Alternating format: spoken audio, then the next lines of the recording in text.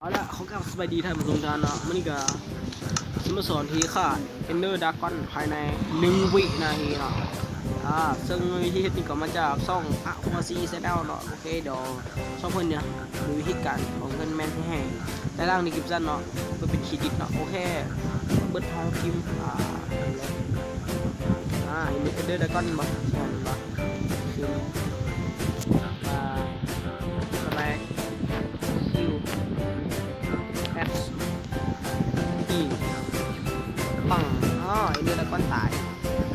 บ่ก้อนตายเดือดก้อนจะตายเลยเนาะเหลือเมื่อกี้ก็เนื้อแล้วโอเคเอาวันเอนเดอร์จิ้วโคตรสุดว่างตอนนี้กำลังฟื้นเครื่องซีให้เนื้อแล้วก่อน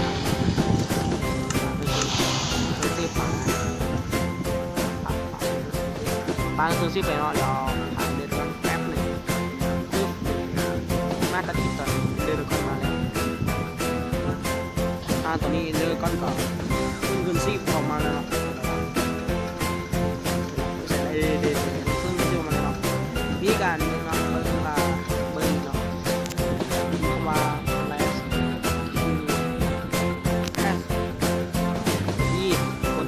ภาพ